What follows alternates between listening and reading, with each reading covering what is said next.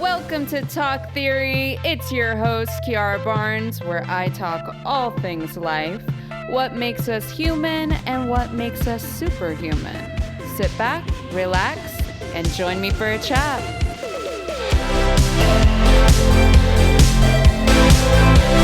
Hello, beautiful people. Welcome back to Talk Theory.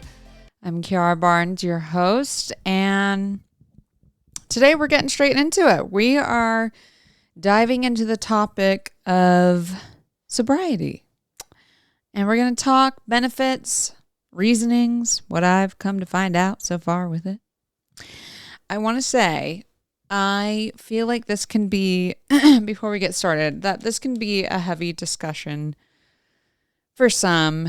So if this is any way triggering or makes you feel uncomfortable, no worries over here. I'll catch you on the next one. No need to push through. If this subject is something that is a little harder. So I just want to put that out there.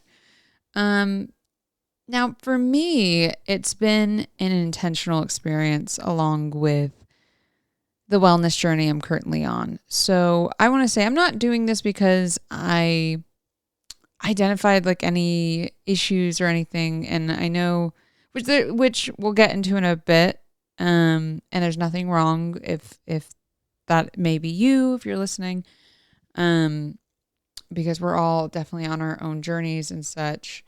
But I just know that coming from where I'm coming from to doing sobriety, it's not going to be the same experience for someone if they're choosing to do it because of other reasons outside of just like, oh, I want to try it, So yeah, I just want to put that out there.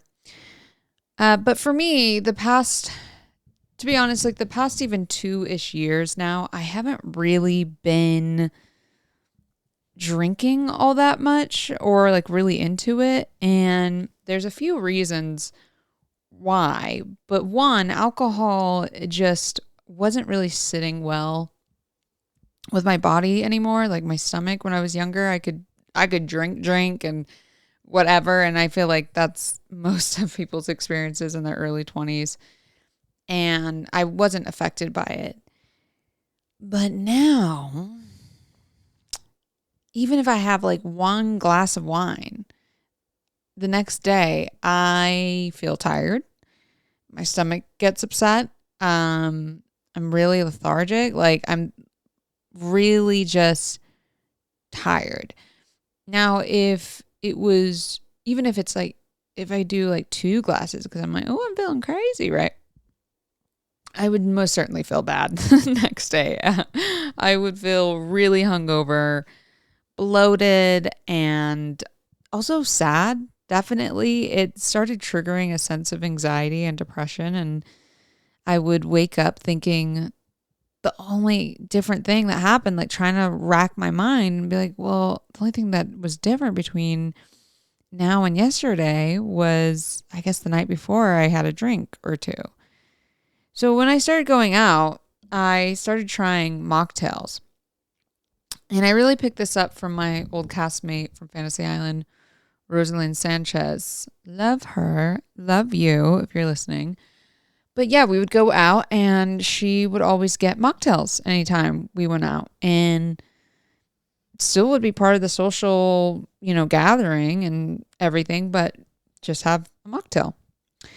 So I started trying this out when we got back from filming, and I just found it was more enjoyable. Like the next morning I was happy I did, because my regular schedule of things I wanted to do wasn't interrupted. I wouldn't need time to recover. And also it tastes better. Like I think obviously alcohol is always going to taste like alcohol, but specifically when you start getting into certain wines, I've definitely done like proper research. I dated someone and their parents were very much into, trying different wines and creating a palette and pairing things. And so I learned a lot more about that, and a good quality wine can go so far and can actually taste incredible. but it's like when you can taste the alcohol, that can not be so enjoyable. So they taught me a lot about quality wines. And like when I went to Italy a few years back and had wine, like I never felt hungover and I never felt sick or anything with their wine there. And I was in a really small town, and I don't know if it was like a lot of the wine was locally sourced, but I think less preservatives and other chemicals and stuff that they just don't put in it. So I totally understand that depending on quality, it can totally change taste and also the effects. Um, so yeah, getting back to what I was saying, I found that just like the next morning I was happier just because I could still do whatever it was that I was planning on doing. I wouldn't need time to recover. And here's the thing about drinking for me. It's never like, oh, I just need a couple hours the next day to feel good. I feel so tired for the next 2 days, and it just doesn't, I don't know, it just didn't seem worth it anymore for the outcome. Also, I really wanted to be able to go into gatherings and not need alcohol to socialize and connect with people. So, I started just ordering lemonade, sparkling water with a little lemon, mocktails, um, whatever I'm really in the mood for. Because the reality is, I realize when you go to these events, dinners, dinner parties, whatever, where there's going to be alcohol, pretty good chances a bunch of folks have already started drinking. So you don't really need to, and uh, I don't know. I don't think that anyone really notices or cares that much because they're drinking, they're living their own life. And I also stopped letting people talk me into it. Not that that happens often, but sometimes, they go, oh, well, I don't want to drink because you're not. And I used to be like, oh, okay, well, I'll get a drink. I don't want you to drink. And now I'm like, oh, don't let me stop you, babe. You enjoy. I'm just not going to. And I just leave it at that. And I've gotten an odd look before, but I really don't mind it at the end of the day because I leave feeling good knowing that I'm going to be fine the next day. And then I still got to socialize and hang out. Also, I've been more into like trying a new appetizer. Like that's more exciting going out to a dinner or a place I haven't been to. Like we're trying a new dessert on the menu. Like that's something that seems more fun than necessarily like, oh, I'll just have a, glass of wine or whatever. And I'll say that I'm not doing this for any religious reasons. Yeah, I'm on a spiritual journey and I'm doing a wellness journey, but I'm not doing it so that God or anyone or anything really looks at me a certain way that I seem to have more value or I'm more, I don't know, clean or whatever. And I had to say that because a lot of you who've been listening for a while, and I brought this up so much because it had such a huge part of my life, but like I grew up Mormon, and so alcohol was definitely a no-no. And I didn't drink until I was like maybe 19, like 20. And it was like apple beer, guys. Like it was very, very slow, way to get into it. And then of course, when I got out to New York and I was just like drinking and partying and whatever and doing as you do in your early 20s. And so I kind of got all that out of my system also. And I also feel like usually kids start drinking even earlier than where I was, like 19-ish, start drinking earlier and go through their party phases earlier. But I felt so like constrained is the word. For being in that church that I felt like I wanted to like let loose and do all the things that I just, and so I kind of lived that out and got it out of my system. And now I just don't really care to be doing all of that. And so I'm just in a different point in place. And it almost feels really like I'm just so happen to be sober. I'm not really like, oh, I need to be doing this for the betterment of it just kind of made sense with where I'm at right now, especially when I'm auditioning a lot and auditioning a ton, working on a lot of scripts. I really, for me, because my brain can go, 0 to 100 on all different kinds of paths and things, it just helps so much to have a clear mind. And I find when I'm sober, not just even from alcohol, but weed, I'm just more available to think through things and communicate. And when I'm having meetings with people, I'm fully present and aware, because it's not even just alcohol, but even weed. Like if I'm smoking it like consecutively, like even if it's like, oh, just like right before bed or whatever it may be, right? Because it's helpful for a lot of folks to sleep and aids with pain and all of that. Totally, I understand the medicinal value 100%. But for me, I noticed as I've gotten older, if I'm doing it back to back, like my motor functions are a little slower, communication, like I don't feel as present as possible as I could be. So, I just kind of chilled out on that. And again, a lot of this can be argued when it comes to strains and things, because I found, depending on what you're using, smoking or whatever strain it is, and how much it costs, it can really actually affect the kind of high you get. So you could get really anxious off of a certain strain, depending on how it was grown and all this stuff, or you can have like a really good high.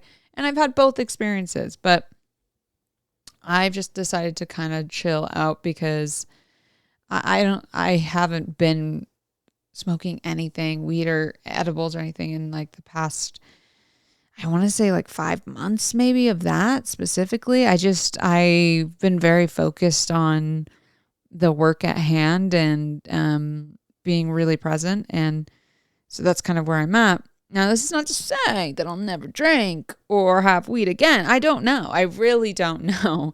It's just in this moment for my life, I prefer living this way. I'm getting better sleep. My skin is better. I can think clearer. My digestion is good. Like I just feel more active, more present, and I like that. And I'm also doing a lot of meditation and spiritual practices that really call for me to be as present as possible so I can really feel what's happening with my body and feel what's happening in my mind. And rather than being under the influence and feeling like, oh, is this me or is this the weed? You know what I'm saying? It feels really, really nice to be very sober for those moments because they're very spiritual and sacred in their own sense. And so, yeah, but to get real quick on like a serious note, not that none of this is serious, but obviously, some of you guys know that if this is something you struggle with and it's really become debilitating in your life, you've really got to recognize that and decide to help yourself. I've dated alcoholics before, and it is extremely painful. And getting to the realization in the relationship that there is nothing you can say or do to help them, because ultimately they will continue down their path until they finally decide enough is enough for them. And I think, people are like, oh, why did you stay in that though? Why did you, and I have a lot of heart for people and I want to help all the time. So I would do my best to support and to love, but it got to the point where I had to make the decision to step away, where honestly, I saw some things and experienced some things with dating alcoholics specifically that have really left a heavy impression in my mind.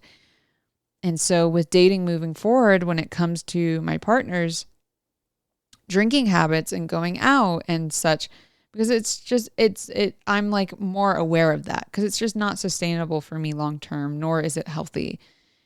And I wish everyone the best and that they get the help they need and truly, truly deserve. But I also cannot make that happen.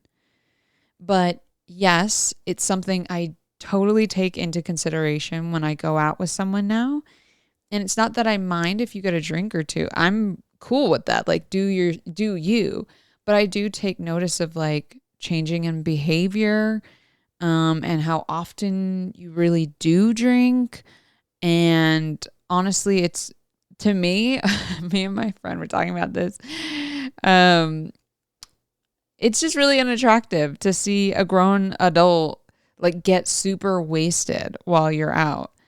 And maybe if like, I don't know, you're going to a party and you're both having fun, maybe, right? Again, where it's not like, oh, you do this all the time. But for me, if it's a regular occurrence, I'm not about that. And again, that's just me. But that's because what I've seen and experienced, that I've drawn a line of like, okay, that's my cue to go. But yes, circling back, if you know you have a problem or feel like you're abusing substances, and here's the thing, you won't have to question it. You will know when you are by how you feel, the relationships in your life, how those are going, your work, your relationship to yourself, all in relation to the substance you're using, and if you're depending on it, and the outcome of that dependence. So if that's the case and you want to change, you want that help, go get it. If you can afford therapy, please go do that. If you have access to resources and you can afford them and utilize them, please, please, please go do them. And if not, find local meetings, people who are going through the same things and have sponsors to better themselves, cutting out certain people or activities. Like, we have so much available on the internet at our fingertips, and you can really be an aid for yourself. I dated someone and they had so much light and love within them, as we all do. And he knew he had a problem.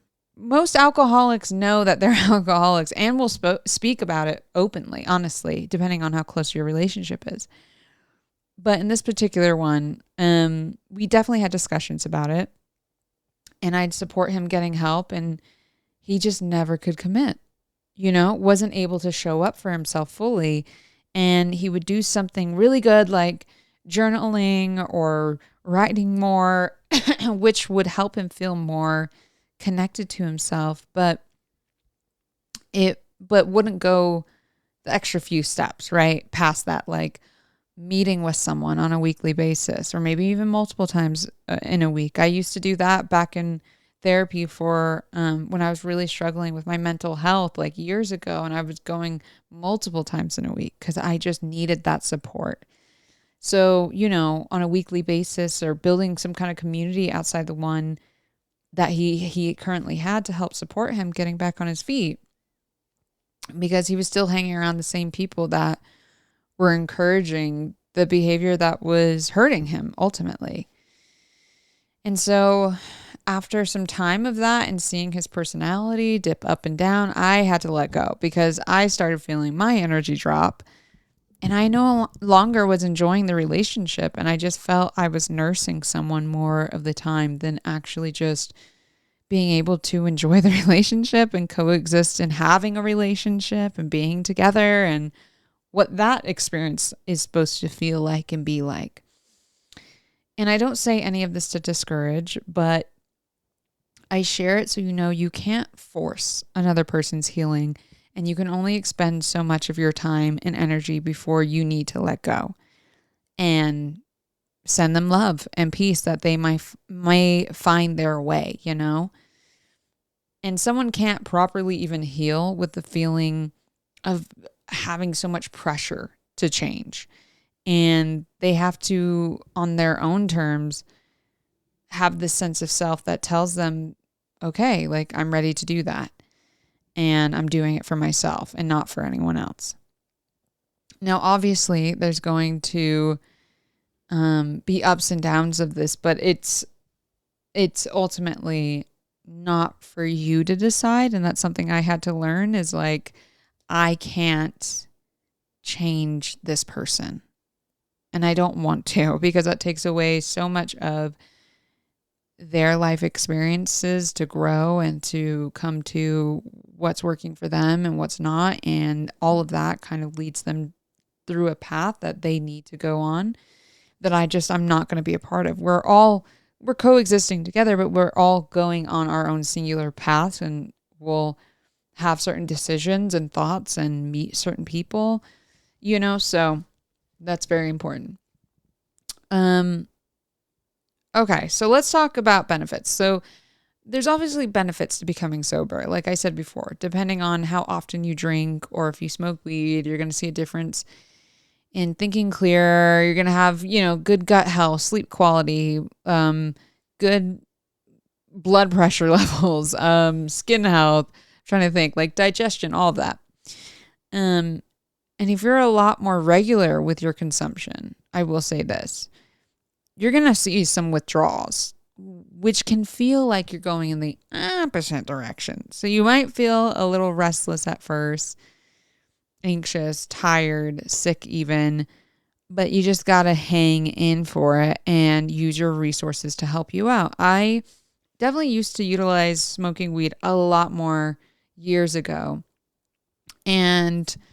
But I was definitely using it to not necessarily like, the intention wasn't like, this would be nice to relax. It'd be like, I'm really upset right now. I'm going to just do this to like get my mind off, which is not a good vibe to do anything with.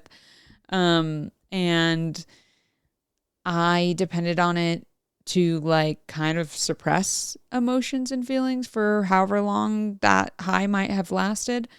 And ultimately it just set me back because I would sober up and feel sad again. And then it was just like a whole thing, right?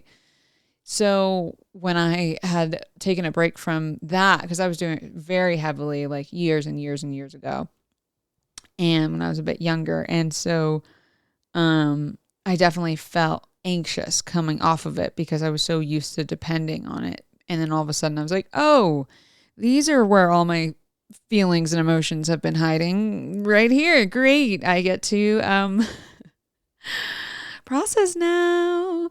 So yeah, definitely better to just feel your feelings as you feel them, and ask yourself, like, before you go, pour yourself a drink or I don't know, have a, smoke or an edible or whatever, just be like, what is my intention here? And can I process this before? Not to say that you can't have that drink or whatever, but it's better to have better energy towards it before you start,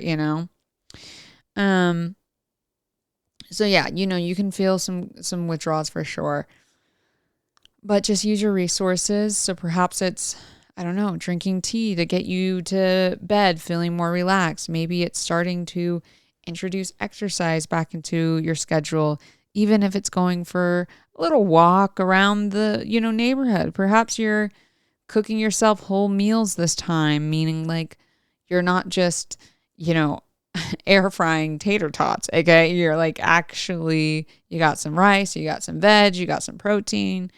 You're making it work, right? Doing whatever you can on your own to support yourself, because it's definitely going to be a detox period when you're trying to get back to a more regulated state without needing anything to like really supplement that.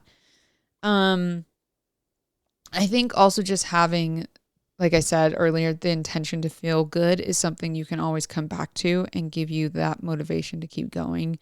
Remembering you're doing this to feel better in your body and to actually be more present in your life. And the more you do that, the more clear you can get on what it is you want for yourself, and begin to give that energy over doing something to numb the pain or anxiety of things that happen just in life. And I found myself getting more creative again with what I want to do. And I feel like we grow up and think we can only do drinks and dinner for hangouts, but there's so much to do that can be fun, like going to arcades, going to the movies, indoor climbing, bowling, painting, pottery classes, Yoga classes, sound bath classes, cooking classes, swimming, going to the beach, going for a walk. Like I could literally go on, go-karting, amusement parks, comedy shows. Like, babe, there's so much to do and to play and to go see. And the list, you could really go on. Like even something I want to do is go strawberry picking this coming spring and summer, and like just go out to a farm and go be with nature and get fresh fruit. Like it's really that simple, but it does bring me so much joy. And I've been having more fun with recognizing that and bringing back that childlike fun to things again. It doesn't have to be so serious all the time. We can play and enjoy. And I think it gives the opportunity to redefine fun and to just rediscover the simple pleasures of life. Like one of my favorite things really is going to see a movie and because it's so quick and easy to go see a movie and getting a bag of nerd clusters. It is like my kryptonite, and popcorn, and just enjoying something fun for like an hour and a half. Very low effort, but still fun to get out of the house and go do. And I touched on this a little earlier, but community is very important. Having a community you feel supported by and not judged by is key, especially in our adulthood. If you still have people pressuring you or interrogating you for taking care of yourself, like what? Like, I think it's worth reevaluating those relationships. It shouldn't even matter. And again, it's not you trying to make everyone else, live your life and do what you're doing. You're just doing what you want to do and what feels good for you right now. And it's nothing deeper than that. Now, obviously, if you need help on a deeper level, there is so many resources and people out there willing to help you along your journey and would embrace you with open arms. This is all very much a journey, and it's all like life in general, and it's all about personal growth. And I think there is something beautiful in the idea of becoming conscious of the present and wanting to cater to your body and mind. And for me personally, I don't know if I'll never drink or smoke weed again. I don't know. I may, but as of now, I'm enjoying being sober and living the way that I am. And that's really for me to decide if and when I would like to change that. So that's that on that. Okay, so for the theory of the week, listening to your inner guide will always lead you to exactly where you need to go. Much love to those on their sober journey, or maybe you're like me that are sober curious and want to try it out. Give it a go. I've even been getting into like wellness cocktails. I've been watching The Bachelor. I didn't want to be a part of it, but like Joey, can we just like Joey? He's so sweet. Anyway, so I've been starting to drink, like I have get this like red kombucha, and it's so delicious, and put it in a wine glass. Have me a good meal and enjoy The Bachelor. And it's been so fun. It's been great. Anyway, so yeah, if you want to try it out, try it out. I've been getting on Pinterest, like finding all these like wellness cocktails, mocktail things, and it's been quite fun. So listen to what your mind and body tells you. You know what's best for you, and you know what ultimately feels good. We're all on a journey of growth, like I said, and we're doing our best with what we know and what we have. Okay, I shall see you all next week. Okay, love you. Bye.